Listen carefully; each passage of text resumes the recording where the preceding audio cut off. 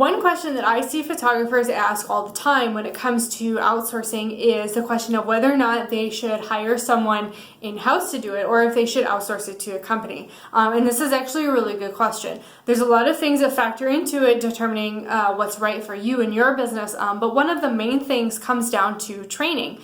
When you hire someone to do it that is from a company, you have to keep in mind that they're a professional editor. Like, that's all they do day in and day out.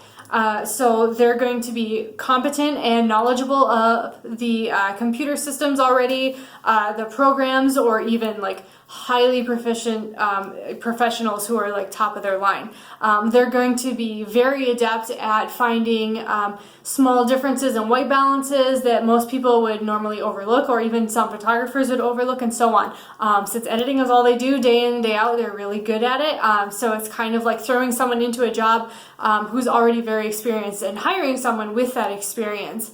The downside of hiring someone in-house to do it is that unless you just happen to know someone locally who's really good at editing and is already a professional editor that can edit at that caliber, you're probably going to have to do a lot more training with them. So it'll be a lot more hand-holding in terms of training them to not only use the equipment and the programs, but also to notice those small, minute details in white balance or so on, or retouching that they may not notice because they're not as experienced.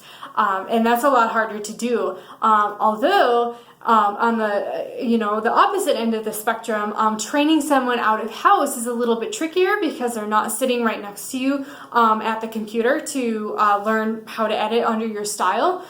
So it can be a little bit trickier in teaching them your style and what you're looking for. However, using video and screen capture is a really great way to kind of bridge that gap. And for me as a professional editor and the experience that I have, that's usually all that's needed. I usually don't need too much hand-holding, considering that I am a professional editor and I've been doing this for a lot of years, so I'm really good at picking up in subtleties and style. However, when you're hiring someone in-house to do it, you can sit right next to them at the computer and go over things and point to things on the screen that they're doing and so on and so forth. So you can give the feedback a lot quicker than you could with an editor who isn't based in your house, but at the same time, you're probably going to have to do more training with that person than you would if you outsource it to somebody who's already extremely proficient at it. So there's definitely not a right or wrong here, but for a lot of photographers, they don't want to spend a lot of that time on training.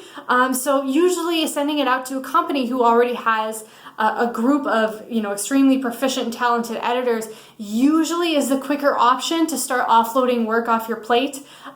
Even though there still is a little bit of a learning curve, it's usually a little bit smaller. There's still a lot of other things that go into this by all means, and I've kind of put together a lot of it in a blog post. So definitely check that out if that's you and that's one of the things that you're considering.